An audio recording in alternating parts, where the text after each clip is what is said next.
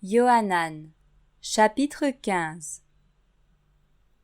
Je suis le véritable cep, et mon Père est le vigneron.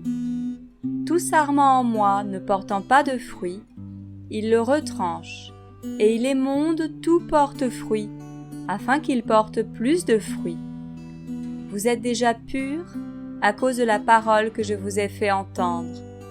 Demeurez en moi, et moi en vous. Comme le sarment ne peut de lui-même porter du fruit, à moins qu'il ne demeure dans le cep, vous ne le pouvez pas non plus, à moins que vous ne demeuriez en moi. Je suis le cep, vous, les sarments. Celui qui demeure en moi, et moi en lui, celui-là porte beaucoup de fruits, car hors de moi vous ne pouvez rien produire. Si quelqu'un ne demeure pas en moi, il est jeté dehors comme le sarment, et il sèche. Et on ramasse les sarments, et on les jette au feu, et ils brûlent. Si vous demeurez en moi, et que mes paroles demeurent en vous, vous demanderez ce que vous voudrez, et cela vous arrivera. Mon Père est glorifié en ceci, que vous portiez beaucoup de fruits, et vous deviendrez alors mes disciples. Comme le Père m'a aimé, ainsi je vous ai aimé. Demeurez dans mon amour. Si vous gardez mes commandements, vous demeurerez dans mon amour, comme j'ai gardé les commandements de mon Père, et je demeure dans son amour.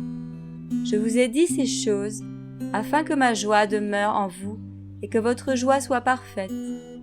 Voici mon commandement, que vous vous aimiez les uns les autres, comme je vous ai aimé. Personne n'a de plus grand amour que celui qui donne sa vie pour ses amis. Vous êtes mes amis, si vous faites tout ce que je vous commande. Je ne vous appelle plus esclaves, car l'esclave ne sait pas ce que fait son Seigneur, mais je vous ai appelés amis, parce que je vous ai fait connaître tout ce que j'ai appris de mon Père. Ce n'est pas vous qui m'avez choisi, mais moi. Je vous ai choisi et je vous ai établi, afin que vous alliez, que vous produisiez du fruit et que votre fruit demeure, afin que tout ce que vous demanderez au Père en mon nom, il vous le donne. Ce que je vous commande, c'est de vous aimer les uns les autres. Si le monde vous hait, sachez qu'il m'a haï avant vous. Si vous étiez du monde, le monde aimerait ce qui lui appartient. Mais parce que vous n'êtes pas du monde, et que je vous ai choisi hors du monde, à cause de cela, le monde vous hait. Souvenez-vous de la parole que je vous ai dite. L'esclave n'est pas plus grand que son Seigneur.